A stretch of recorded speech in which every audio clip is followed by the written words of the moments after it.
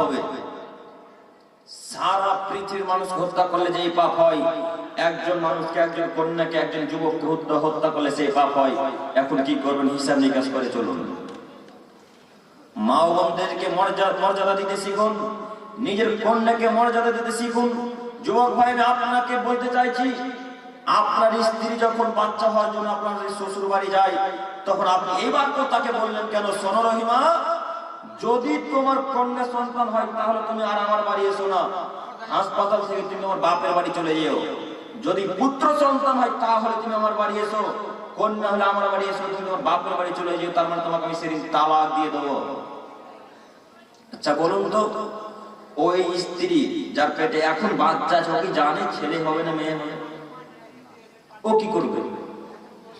আল্লাহ তো দিয়ে দিয়েছেন তার পেটে ছেলে কিংবা মেয়ে।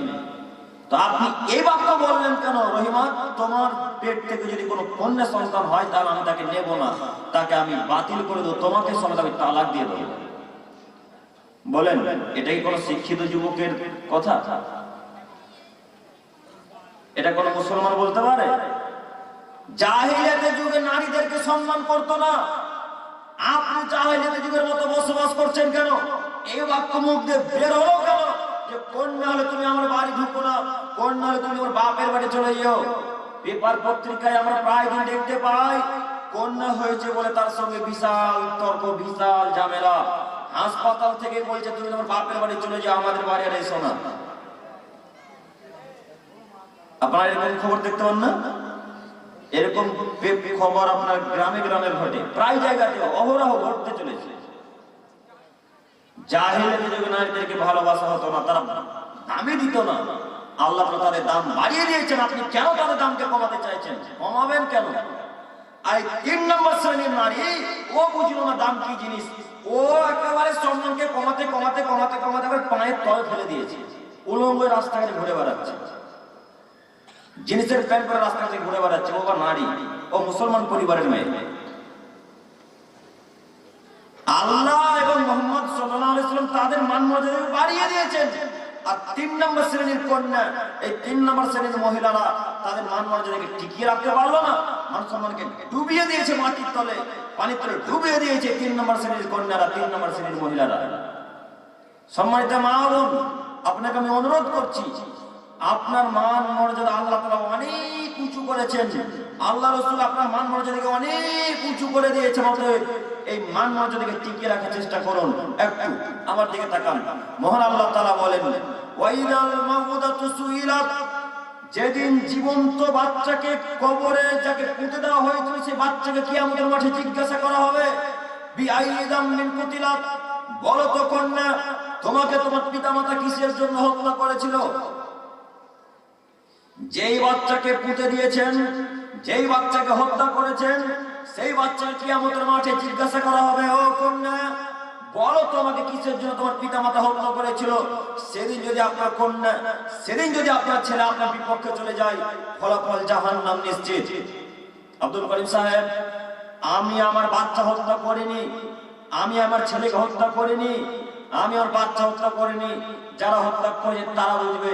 জি, তাদেরকেই বলছি, জাহেলিয়াতের যুগ হওয়ার পর তাদেরকে মাটিতে তুলে দিত, আর এই আবার জাহেলিয়াত ফিরে এসেছে। আপনার স্ত্রী আর আপনি ক্লিনিকে গিয়ে ওষুধের মাধ্যমে বাচ্চা হত্যা করে আসছেন। 2টা ছেলে মেয়ে হয়ে গেছে, আর বাচ্চা নেব না। একটা ছেলে একটা মেয়ে হয়ে গেছে, সুখী সংসার, 3 নম্বর বাচ্চা নেব না। এটা আপনার স্ত্রীর কথা। এই জন্য আপনি ওষুধের মাধ্যমে বাচ্চা হত্যা করে ফেলছেন, ক্লিনিকে গিয়ে বাচ্চা হত্যা করছেন, বাথরুমে গিয়ে বাচ্চা হত্যা করে হস করে নখ ফেলে দিচ্ছেন। এই নীতি বাতিল। যে কোনো মূল্যে নীতি থেকে ফেরত আসতে হবে, পাপ থেকে বিরত থাকতে হবে। মুহাম্মদ সাল্লাল্লাহু আলাইহি সাল্লাম বলছেন, যদি কোনো মানুষ একজন মানুষকে হত্যা করে, সারা পৃথিবীর মানুষকে হত্যা করলে যেই পাপ হবে, একজন মানুষকে, একজন বাচ্চাকে হত্যা করলে সে পাপ হবে। বলো যুবক, তুমি তোমার স্ত্রীকে গিয়ে নিয়ে যে ওই ক্লিনিকে গিয়ে হাসপাতালে গিয়ে বাচ্চা নষ্ট করেছে, এর হিসাব কে দেবে? যাকে নষ্ট করেছে ক্লিনিকে গিয়ে, বাথরুমে গিয়ে ওষুধের মাধ্যমে যে বাচ্চাকে নষ্ট করেছে, সেই বাচ্চাকে কি আমাদের আল্লাহ তাআলা জিজ্ঞাসা করবেন? ওয়াইদাল মাউদাতু সুইলাত, বড় বাচ্চা, তোমার আব্বু তোমার আম্মু কেন তোমাকে হত্যা করেছিল? বিআইয়ি যামবিন কুতিলাত, সেই বাচ্চা যখন বলে দেবে, আল্লাহ আমার আব্বু অপমান সহ্য করবে না বলে আমাকে হত্যা করেছিল। আল্লাহ, আমার আব্বু আমাকে খেতে দিতে পারবে না বলে আমাকে হত্যা করেছিল। আল্লাহ, আমার আব্বু ছোট্ট সংসার রাখবেন বলে আমাকে হত্যা করেছিল। এই বাক্য যদি আপনার ছেলে আর মেয়ে যদি বলে দেয়, কিয়ামতের মাঠে আপনার অবস্থা কি হবে? সেদিন আর টিকতে পারবেন না। তার নাম কিয়ামতের মাঠ।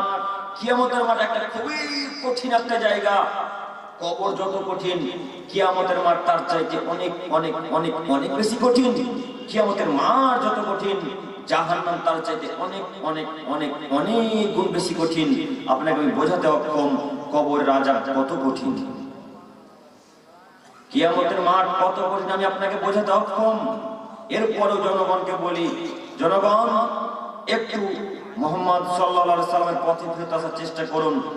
আজকে এখান থেকে তওবা করে উঠবেন, আজকে এখান থেকে তওবা করে উঠবেন। আল্লাহ, জিন্দেগিতে কোনো বাচ্চাকে আর হত্যা করব না।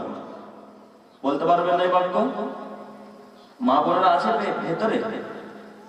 সম্মানিত মা বোন, আপনাদেরকে বলছি, বাচ্চা দুটা তিনটা হয়েছে তাতে কি আছে? রিজিকের মালিক তা আপনি নন, রিজিকের মালিক তা আল্লাহ। মুহাম্মদ সাল্লাল্লাহু আলাইহি সাল্লাম বলছেন, মানুষের মৃত্যু যেমন মানুষকে খোঁজে, তেমনি মানুষের রিজিক মানুষকে খুঁজতে থাকে। আজ পর্যন্ত কোন মানুষ প্রমাণ করতে পারবে যে এমন কোন মানুষ মারা যায়নি, কেউ যে আজীবন পৃথিবীর বুকে বেঁচে থাকতে এসেছে? কথা বলেন। কেউ আজীবন পৃথিবীর বুকে বেঁচে থাকতে আসেনি। মৃত্যু যেমন ঠিকই তাকে খুঁজে বের করেছে, তেমন রিজিকও আপনাকে খুঁজে বের করবে। যতটুকু খাদ্য আপনার কপালে লেখা আছে ঠিক ততটুকু খেয়েই মৃত্যুবরণ করবেন। আপনার ছেলে যদি এখন 10টা হয়, 10টা ছেলেও খেতে পাবে। যদি একটা ছেলে হয়, একটা ছেলে খেতে পাবে। এটাই আল্লাহ তাআলা বলছেন, আমি রিজিকের মালিক, আমি খেতে দেবো, আমি রিজিকের মালিক, আমি খেতে দেবো। তুমি কেন বাচ্চা নষ্ট করো? তুমি কেন হত্যা করো? অথচ মুহাম্মদ সাল্লাল্লাহু আলাইহি সাল্লামকে জিজ্ঞাসা করছেন, ইয়া রাসূলুল্লাহ, আইয়ুয যামবি আকবার ইনদাল্লাহ, আল্লাহ তাআলার নিকটে সবথেকে বড় পাপ কোনটা গো আল্লাহ নবী? একজন সাহাবী, একজন সাথী আল্লাহর রাসূল এসে আল্লাহর রাসূলকে জিজ্ঞাসা করছেন, ইয়া রাসূলুল্লাহ, হে আল্লাহর নবী, আইয়ুয যামবি আকবার ইনদাল্লাহ, আল্লাহ তাআলার নিকটে সবথেকে বড় পাপ কোনটা? তখন মুহাম্মদ সাল্লাল্লাহু আলাইহি সাল্লাম বললেন, শিরক করা আল্লাহ তাআলার নিকটে সবথেকে বড় পাপ। আল্লাহর পরিবর্তে অন্য কাউকে ডাকা পৃথিবীর সবথেকে বড় পাপ। সুম্মাইয়ুন, আল্লাহ নবী তারপরে কোনটি? তারপরে মুহাম্মদ সাল্লাল্লাহু আলাইহি ওয়াসাল্লাম ওই লোকটাকে বলছেন, আন তাকতুলা ওয়ালাদাকা মাখরাতা আইয়াতামা মাআক, খাদ্যের ভয়ে সন্তান সন্ততিকে হত্যা করা পৃথিবীর দ্বিতীয়তম মহাপাপ। হাদিস বুখারী মুসলিম মিসকাতে। খাদ্যের ভয়ে বাচ্চা ছেলে মেয়ে পুরুষ নারীকে হত্যা করা পৃথিবীর দ্বিতীয়তম মহাপাপ। হাদিস বুখারী মুসলিম মিসকাত। কি দিয়ে জনগণকে বোঝায় পাপ কত কঠিন, পাপ কত বড়। এরপর জনগণ পাপটাকে ছোট মনে করে প্রায় দিনই ক্লিনিকে বাচ্চা হত্যা হয়, প্রায় জায়গাতে বাচ্চা নষ্ট হয়। কেউ আবার বাচ্চা হওয়ার পরে একটা ছোট্ট ন্যাকড়াতে করে ওই একটা নর্দমাতে নোংরা জায়গাতে নিক্ষেপ করে চলে আসছে। পরে সেই বাচ্চাটাকে শিয়ালে খাচ্ছে, কুকুরে টানাটানি করছে, অন্যান্য প্রাণীতে টানাটানি করছে। যখন ওই আপনার নর্দমার তোলা লোকগুলো আসে পৌরসভা থেকে, ওরা কেউ তুলে নিয়ে গিয়ে কবর দিয়ে দিচ্ছে। এই দৃশ্য আমরা অনেকবারই দেখেছি। আপনাকে আমি অনুরোধ করছি, যদি বাচ্চা নিতে নাই হয় তাহলে আপনি আল্লাহ তাআলার কাছে বলুন যে আল্লাহ, বাচ্চা এখন 5-7টা হয়েছে মাবুদ, আর নিতে পারছি না, আর শরীরে হচ্ছে না মাবুদ, কাজে আমি তোমার কাছে ভিক্ষা চাইছি মাবুদ, এখন আর বাচ্চা যেন না হয়। এইভাবে আল্লাহকে বলতে হবে। হয়ে যাওয়ার বাচ্চা নষ্ট করছেন কেন, হত্যা করছেন কেন? হিসাব একদিন দিতে হবে। কিয়ামতের মাঠ যেমন একদিন নিশ্চিত হবেই, হিসাবও একদিন হবে, কথা মাথায় রাখবেন। কাজে সম্মানিত মা বোন, আমি আপনাকে অনুরোধ করছি, আজকের পর থেকে কখনো বাচ্চা নষ্ট করবেন না। আমরা এরপর হাদিসের দিকে এগিয়ে গেলাম। মুগিরা ইবনে শুবা রাদিয়াল্লাহু তাআলা আনহু থেকে বর্ণিত, তিনি বলেন, রাসূল সাল্লাল্লাহু আলাইহি ওয়াসাল্লাম বলেছেন, ইন্নাল্লাহা হারামা আলাইকুম উকুকাল উম্মাহাত, পৃথিবীর মানুষ তোমরা মনে রেখো, আমি আল্লাহ তাআলা পিতামাতার অবাধ্য চলাকে হারাম করে দিলাম। পিতামাতার অবাধ্য চলা হারাম। আজ থেকে 1450 বছর আগে মুহাম্মদ সাল্লাল্লাহু আলাইহি সাল্লাম মদিনার মরুভূমিতে হাদিস পাস করে গেছেন, আইন পাস করে গেছেন। তিনি বলছেন, ইন্নাল্লাহা হারামা আলাইকুম হুকুকাল উম্মাহাত, পৃথিবীর মানুষ, আমি তোমাদের জন্য পিতামাতার অবাধ্য চলাকে হারাম করে দিলাম।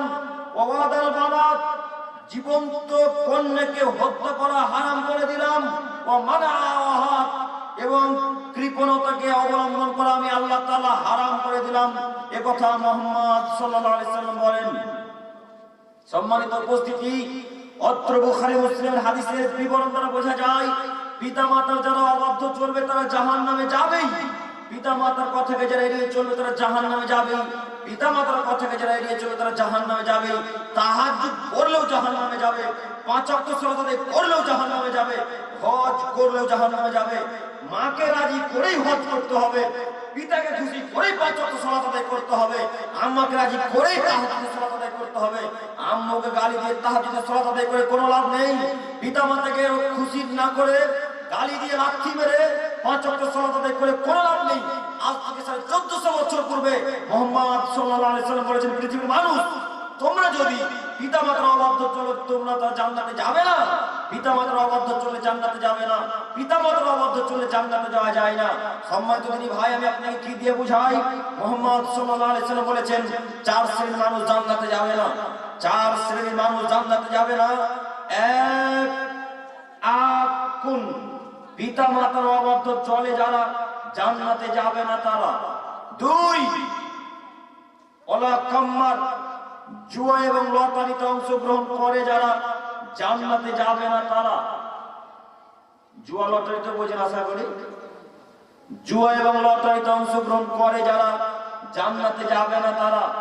3, ওলা মান্নান, দান করে খোঁটা দেয় যারা জান্নাতে যাবে না তারা। খোঁটা দেওয়া বোঝেন? দান করার পর আবার বলা, এরকম কথাবার্তা বলে যে জান্নাতে যাবে না সে। 3, 4, ওলা মুদমিনু খামর, যারা নেশাদার দ্রব্য খায় পান করে তারা জান্নাতে যাবে না। এই বাক্যে মুহাম্মদ সাল্লাল্লাহু আলাইহি সাল্লাম 4টি কথা বলেছেন। তার প্রথম বাক্য হচ্ছেন আকুন, পিতামাতার অবাধ্যকারী সন্তান জান্নাতে যাবে না। পিতামাতার অবাধ্যকারী সন্তান ছেলে মেয়ে জান্নাতে যাবে না।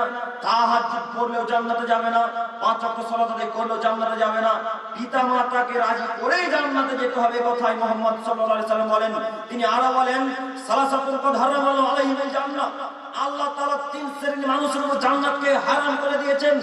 আল্লাহ তাআলা 3 শ্রেণীর মানুষের উপর জান্নাতকে আজ থেকে 1400 বছর পূর্বে হারাম করে দিয়েছেন। তারা জান্নাতে যাবে না, তারা জান্নাতে যাবে না, তারা জান্নাতে যাবে না। তারা কারা?